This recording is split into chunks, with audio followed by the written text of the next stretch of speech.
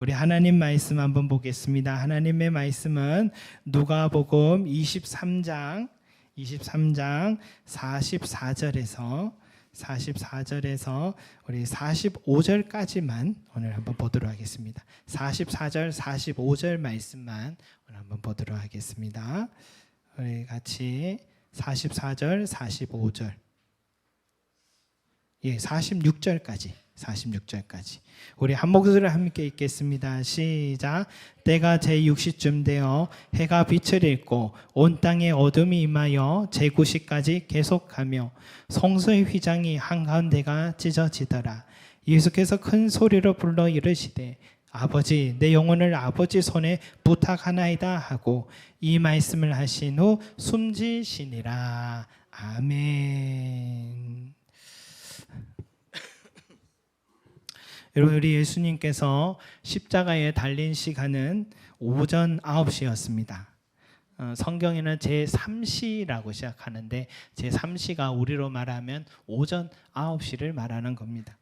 그런데 정오 12시쯤 되었을 때 마치 해가 가려진 이 일식과 같이 온 세상이 어둠으로 가득하게 되었습니다. 이 어둠은요, 오후 3시까지 이어집니다. 그리고 그런 중에 종교 지도자들에게 정갈이 찾아왔죠.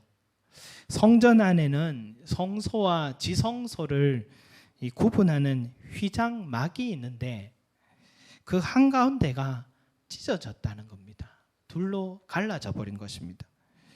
예수님을 십자가에 못 박아 죽게 한 이 대제사장 장로들이요, 지금 이 시간에 온 세상이 갑자기 캄캄해지고 성전의 휘장이 찢어졌다라는 소식을 듣고서 어떤 생각을 했을까? 여러분, 고대 사람들은 이 계기일식과 같은 현상이 일어나면은 임박한 종말이나 재앙의 징조로 여겼다고 합니다. 그리고 여러분, 유대의 성전의 회막이 하나님의 임재의 장소가 찢어졌다는 것은 훼손된 심각한 징조로 여기는 것이죠. 그러니까 지금 종교 지도자들은 표현은 하지 않았지만은 하나님의 진노를 받을까 봐 무척 두려워하지 않았을까 하는 생각이 듭니다. 여러분, 왜 이런 온 세상이 캄캄해지는 이런 현상이 일어날까? 이 과학이 발달한 이 시대는 계기일식이 그곳에 일어났을 것이다 라고 말할 수도 있겠죠. 그런데 여러분, 한 장소에 계기일식이 다시 일어나려면 300년이 걸린다고 합니다. 그런 확률의 사건이 어떻게 예수님의 십자가에 달린 바로 그 장소에서 지금 일어나고 있을까요? 그리고 계기일식은 최대 8분이라고 합니다. 그러나 지금 성경에는 보니까 3시간 동안 온 세상이 캄캄해진 상태죠. 그러니까 이것은 단순한 자연 현상을 넘어선 일이다라고 말할 수 있죠. 여러분, 이 속에는 영적인 의미가 들어 있습니다.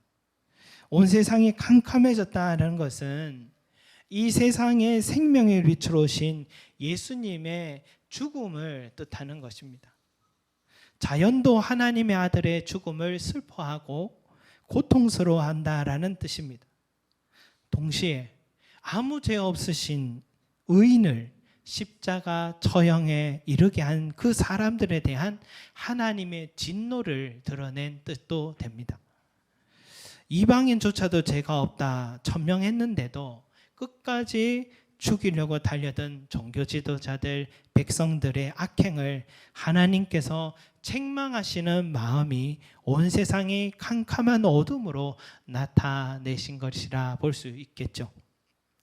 그러나 여러분, 이 어둠은요, 죽음이요, 절망이요, 진노의 상징이기도 하지만 동시에 이 생명의 역사가 시작된 시간이다라고 말할 수 있습니다. 왜냐? 바로 성전 안에 휘장이 찢어졌기 때문입니다. 이 휘장은 성소와 지성소를 구분하는 막인데 이 막을 걷고 들어갈 수 있는 사람은 유일하게 대제사장 한 사람뿐입니다. 그것도 1년에 단 한 번의 속죄제를 드리는 바로 그날입니다. 지성소 안에는요, 법궤가 있는데 그곳엔 하나님의 임재의 장소라고 생각했습니다. 그러니까 인간은요, 아무나 누구나 죄를 지었기 때문에 거룩한 하나님 앞으로 함부로 나아갔다가는 죽을 수밖에 없습니다. 나아갈 수 없어서 휘장이 쳐진 것입니다. 그런데 온 세상이 캄캄해지고 예수님의 죽음과 동시에 휘장이 찢어졌다라는 것은 예수님의 죽음으로 말미암아서 죄 많은 우리들도 이제는 누구나 하나님 앞으로 다가갈 수 있다는 바로 그런 뜻이 되는 것입니다. 죄로 인해 하나님과 우리 사이에 가로막혀 있는 이 죄의 막이 찢어져서 하나님과 우리 사이가 이제는 화평하게 되었다, 교통하게 되었다라는 뜻입니다. 이제는 누구나 예수로 말미암아서 하나님께 나아가고 구원을 얻을 수 있는 길이 열렸다는 뜻입니다. 여러분, 예수님은 그 일을 위해서 십자가를 지셨고 그 일을 이루기 위해서 자신의 생명을 끄신 겁니다. 예수님의 죽음은 온 세상에 캄캄해질 만큼 절망의 순간이기도 하지만 영원히 죽을 수밖에 없는 우리들에게 생명의 길이 열리는 축복의 시간이기도 한 것입니다. 저는 이 말씀 보면서 이런 생각 들었어요. 어느 시인의 말처럼 밤의 어둠이 짙을수록 그 빛은 더욱 빛난다라는 표현 말이죠.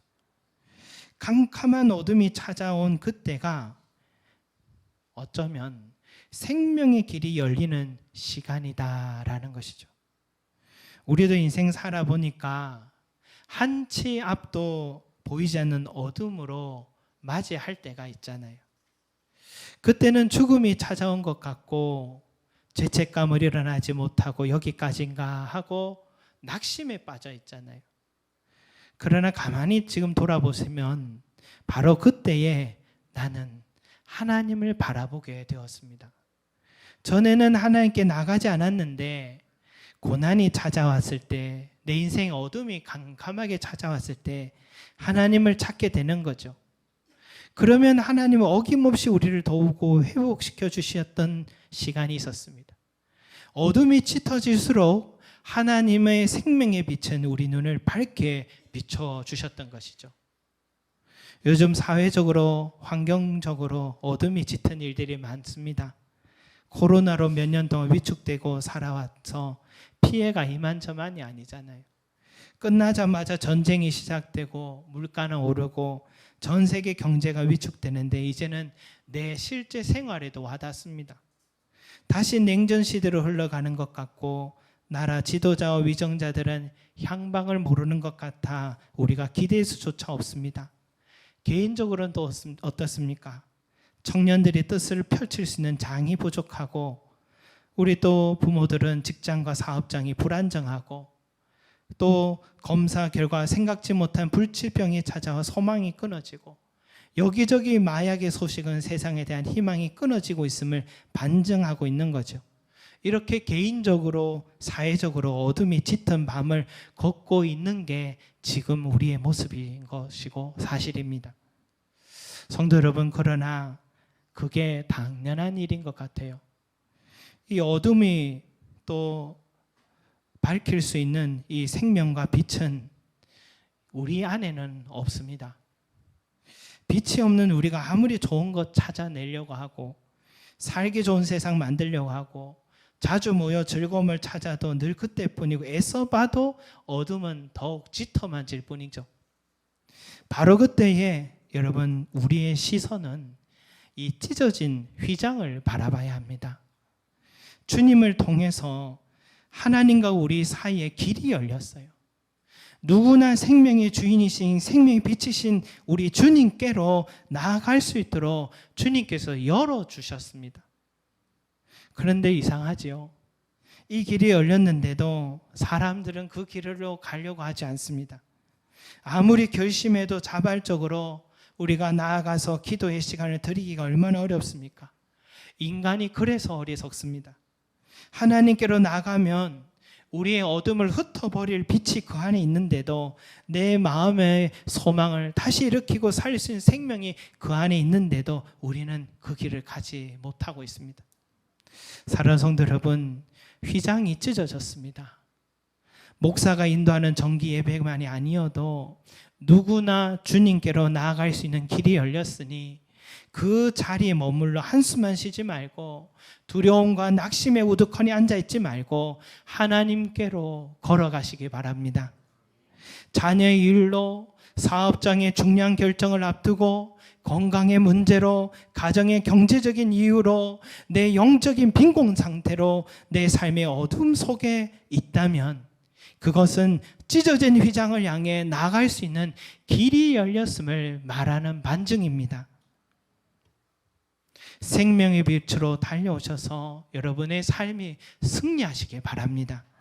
여러분, 하나님께 나아가는 자는 반드시 그가 계신 것과 또한 그가 상 주시는 이심을 믿어야 할지니라 라고 말씀하셨습니다.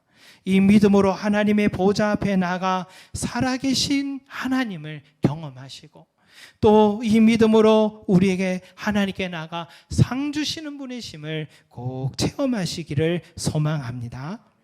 또한 두 번째로 여러분, 예수님의 마지막 말씀을 한번 묵상해 봅니다. 여러분, 예수님의 십자가 상에서 7가지의 말씀을 하셨다고 우리는 알고 있는데, 가상 7헌이라는 말로 하잖아요. 그러나 누가복음에는 3가지 말씀이 기록되어 있더라고요. 34절에 보니까 아버지, 저들을 사하여 주옵소서, 자기들이 하는 것을 알지 못함이니이다 라고 했고, 43절에 보니까 내가 진실로 내게 이르노니 오늘 내가 나와 함께 낙원에 이르리라 라고 말씀하셨고, 마지막으로는 46절 오늘 말씀이죠. 아버지, 내 영혼을 아버지 손에 부탁하나이다 라고 말씀하셨습니다. 여러분, 이게 마지막 말씀이었어요. 아버지, 내 영혼을 아버지 손에 부탁하나이다. 예수님은 시작부터 마친 순간까지 그분의 모든 삶은요, 하나님 아버지의 뜻에 맡기는 삶이었어요. 아버지께서 원하셔서 인간의 몸으로 아기가 되셨고, 아버지께서 원하시는 사람들을 살리기 위해 십자가 지셨고, 철저한 순종의 삶을 끝까지 지셨습니다. 그의 마지막 생명조차도 자기의 뜻이 아니라 아버지의 뜻에 맡기고, 자기의 죽음조차도 아버지께 지금 맡기고 있습니다. 여러분, 사람에게는 다 자기 권리를 찾고 싶은, 내 뜻을 지키고 싶은 마음이 다 있습니다. 어제 아침에 우리 수련회 장소 예약한 곳에서 교회 목사님이 전화가 오셨어요. 교회에 비가 새고 에어컨 2대가 지금 고장이 나서 지금이라도 다른 장소를 알아보라고 그렇게 얘기를 하시는 거예요. 이른 아침이어서 또 어른 목사님이 전화니까 제가 네 하고 전화를 끊었는데, 가만히 생각해 보는데 이럴 때 나는 어떻게 해야 되지? 나의 권리는, 우리 교회의 권리는 그러면 어디에 있지? 그래서 제가 다시 전화를 드렸습니다. 목사님, 저희가 왜 3개월 전부터 장소를 예약했겠습니까? 그리고 지금 모두 휴가 계획도 다 맞추고 있습니다. 그리고 지금 한 달도 되지 않은 시간에 그 어디에도 지금은 장소를 찾을 수도 없습니다. 에어컨 기사가 그때밖에 시간이 없다고요? 그러면 제가 아는 기사님을 보내드릴까요? 이렇게까지 얘기를 하면서 나의 권리, 우리의 권리를 주장을 했어요.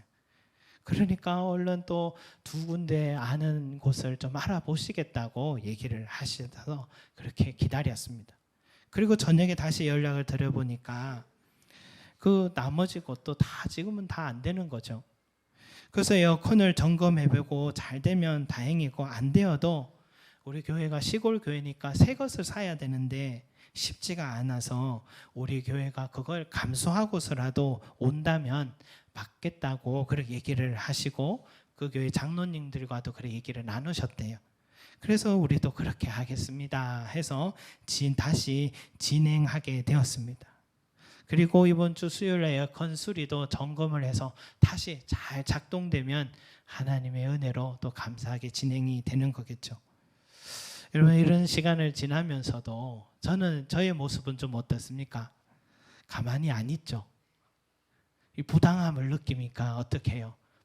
불쑥 내 권리, 내 주장, 우리의 권리를 말하고 싶고 관철시키고 싶은 마음이 저에게 있잖아요. 그런데 예수님은 끝까지 자기의 뜻을 굽히셨어요. 자기의 마지막 생명권조차도 하나님 아버지께 지금 다 맡기셨어요. 정말 이해하기 어려운 명령을 받았으면 저는 제 성질을 봐서는 절대로 그렇게 못할 것 같아요. 이해가 안 되는데 어떻게 그걸 받아들여요? 그런데 우리 예수님은 이렇게 이토록 하나님께 순종하고 계시고 있는 모습을 보니까 이해가 다 되지가 않아요. 어떻게 이렇게 할 수 있을까? 어떻게 이렇게 하실 수 있을까? 그것은 여러분, 주님은 아버지 하나님의 뜻을 알기 때문이었습니다. 하나님의 뜻이 선하시다는 것을 알기 때문이었습니다. 하나님의 계획은 흠이 없음을 알고 있었기 때문입니다. 또한 하나님의 마음을 압니다. 하나님께서 얼마나 이 세상을 사랑하시는지, 나같이 하나밖에 없는 이 독생자를 내어주실 만큼 이 세상과 사람들을 살리기를 사랑하시는 그 중심을 아셨기 때문에 주님은 기꺼이 아버지 하나님의 뜻을 순종하고 계신 것입니다. 그리고 그 모든 고통을 인내하신 후에 마지막 자기의 생명조차도 아버지의 손에 맡길 때에 하나님 아버지께서는 내 생명을 다시 살리실 것이라는, 부활시켜 주실 것이라는 이 신뢰가, 믿음이 있었기에 주님은 담대히 아버지께 내 마지막 생명까지 맡길 수 있었던 것입니다. 저와 여러분들은 나의 생명을 아버지 손에 맡길 수 있겠습니까? 하나님 아버지의 뜻을 위해서 죽고자 하면 하나님이 내 삶을 책임져 주시고 다시 살리신다는 믿음이 저와 여러분에게 있습니까?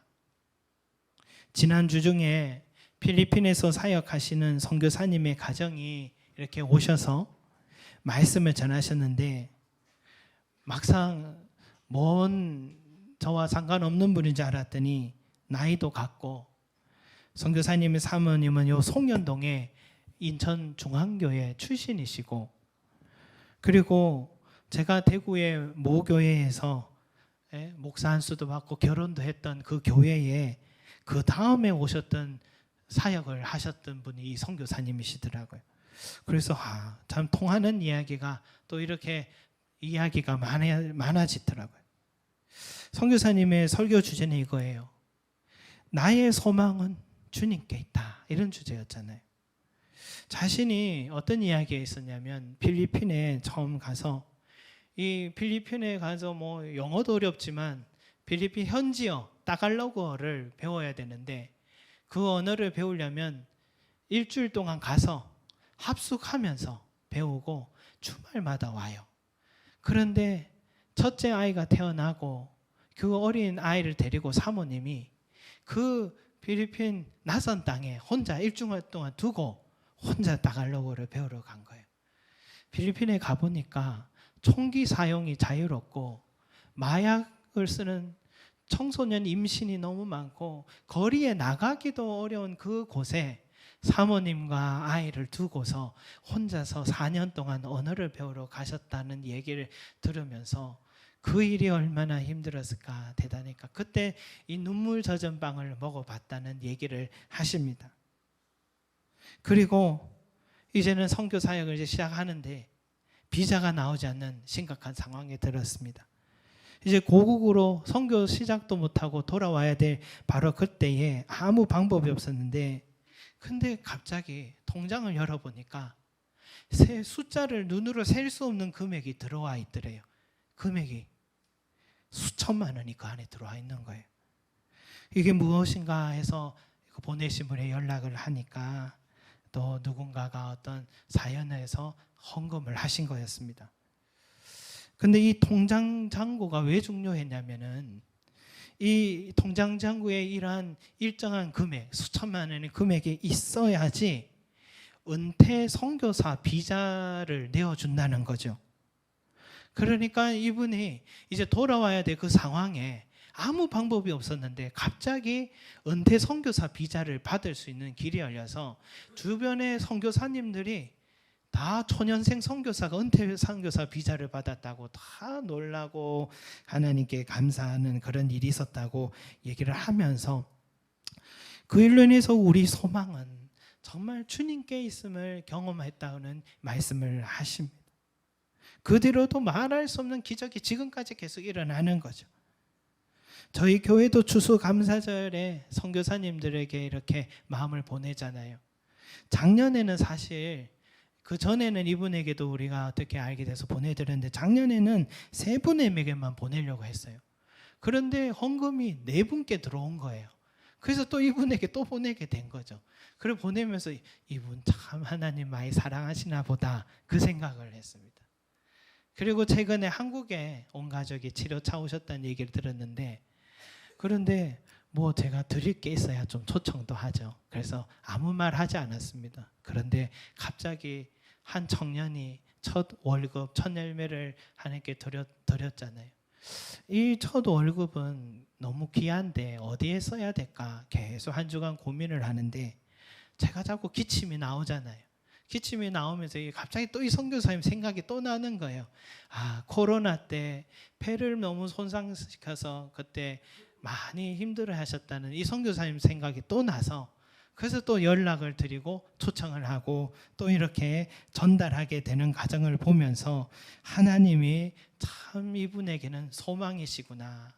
누가 무엇을 어렵다 필요하다 얘기하지 않아도 하나님께서 우리 교회뿐만 아니라 수많은 다른 손길을 통해서 하나님이 직접 이분에게 소망이 되어주시는구나 하는 것을 저는 보게 되었습니다.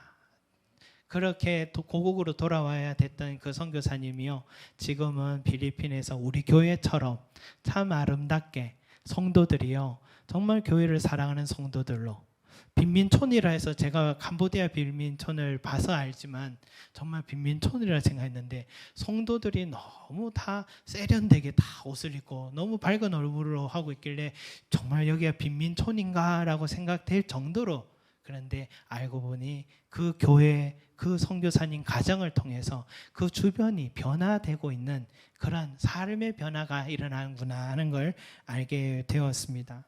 여러분, 이걸 보면서 하나님의 뜻을 위해서 내 자신의 삶을 맡겼더니 죽고자 하여도 우리 하나님은 살리시고 회복시키시는 하나님의 은혜가 있다라는 것을 다시 한번 깨닫게 됩니다. 여러분, 우리는 자꾸만 내가 살려고 하고 내 힘으로 살아내려고 하고 수단과 방법을 찾아갑니다. 그러나 여러분, 우리 삶을 한번 돌아보십시오. 그렇게 안정적인 회사가 코로나로 한순간에, 전쟁의 위기로 한순간에 물거품처럼 사라진 것들, 부동산, 주식 모든 게 가파르게 바다가 칠지 누가 알았습니까? 건강을 자신하던 내 자신이 한순간에 이 건강의 위축이 될지 누가 알았겠습니까? 그는 누구도 자기의 삶을 책임질 수 없다는 것을 우리는 경험하지 않습니까? 여러분, 우리의 생명과 우리의 소망은 다 주께 있음을 기억하시기 바랍니다. 다 잃어서도 주님께 나와 엎드리면, 건강의 희망이 보이지 않아도 주님께 나와 맡기면, 앞에 보이지 않아 낙심한 상태라도 주님께 나와 은혜를 구하면 그 사람에게 소망이 생겨나기 시작하고 그 삶의 생명 역사들이 일어나는 이유가 무엇입니까? 여러분, 우리의 생명과 소망은 다 주님께 있기 때문입니다. 그래서 예수님의 마지막 생명까지도 주님은 아버지 손에 맡기신 것입니다. 사랑하는 성도 여러분, 우리 자녀들은 진로를 지금 앞두고 있죠. 한치 앞을 알 수 없는 현실이죠. 나의 장래의 길도 하나님의 손에 여러분 맡기시기 바랍니다. 공부를 할 때도 항상 기도하고 내가 어떤 진로를 결정해야 될지도 하나님께 기도하며 맡기며 내게 주어진 학업에 최선 다해 보시며 그러면 나보다 나를 더 잘하시는 우리 하나님께서 여러분들의 삶을 책임져 주실 것입니다. 요즘 경기가 어려워 모두 어렵습니다. 내 피부로 와닿습니다. 직장이 흔들리고 사업장이 점점 위축될 수 있습니다. 나만 그런 게 아닙니다. 모두 그렇습니다. 그래서 우리 가정의 미래에 대한 불확실이 있습니다. 그러나 여러분, 그때 주님을 묵상하시기 바랍니다. 나의 생명을 아버지의 손에 맡기신 것처럼 여러분의 직장과 사업장과 그 가정의 삶을 여러분 하나님께 맡기시기 바랍니다. 우리 건강도 마찬가지입니다. 누구 하나 자신할 수 있는 사람 아무도 없죠. 내게 청천벽력 같은 소식이 찾아올 수 있습니다. 그러할 때에 우두커니 앉아있지 말고 내 생명을 아버지의 손에 맡깁니다 라고 했던 주님처럼 주님께 맡기시기 바랍니다. 주님께서 내게 사명이 있다 하시면 우리 사명을 감당하라고도 우리 생명을 더 연장시켜 주시는 은혜가 있을 줄 믿습니다. 여러분, 주님께서 우리에게 마지막으로 오늘 가르쳐 주신 것이 무엇입니까? 하나님께 맡기는 삶입니다. 나의 건강도, 나의 자녀도, 내 진로도, 무엇 먹을까 입을까 했던 나의 실제적인 문제도 주님처럼 하나님 아버지께 맡기는 저와 여러분들이 되시기를 소망합니다. 그러면 주님께서 맡기셨을 때 어떻게 됐습니까? 아버지께서는 그대로 주지 않으시고 3일 후에 다시 부활의 생명으로 살리시고 또한 보좌 우편의 영광의 자리로 살려주시고 높여주신 것처럼 저와 여러분들의 삶이 주님께 맡기시면 살려주시고 회복시키고 높여주시는 은혜가 있을 줄로 믿습니다. 기도드리겠습니다. 사랑과 은혜가 많으신 우리 아버지 하나님, 우리의 생명을 주님께 맡기게 하여 주시옵소서. 오늘도 우리가 염려하고 있는 것이 있습니다. 두려워하고 있는 것이 있습니다. 주여, 내일에 대한 불안과 근심 속에 있습니다.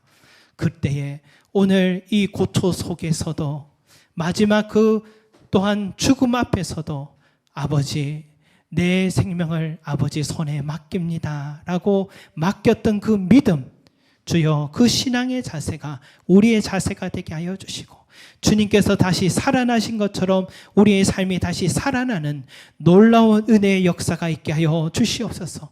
주저도 주님으로 말미암아 휘장이 찢어졌습니다. 담대히 하나님께 나아가게 되었습니다. 머물러 있지 말게 하시고 여기에 우두커니 앉아있지 말게 하시고 담대하게 하나님 보좌 앞으로 나가서 그가 계신 것과 상 주시는 이심을 믿으며 우리의 모든 사소한 일들까지 맡기는 놀라운 은혜의 삶이 될 수 있게 축복하여 주시옵소서. 감사드리며 예수 그리스도 이름으로 기도드립니다. 아멘.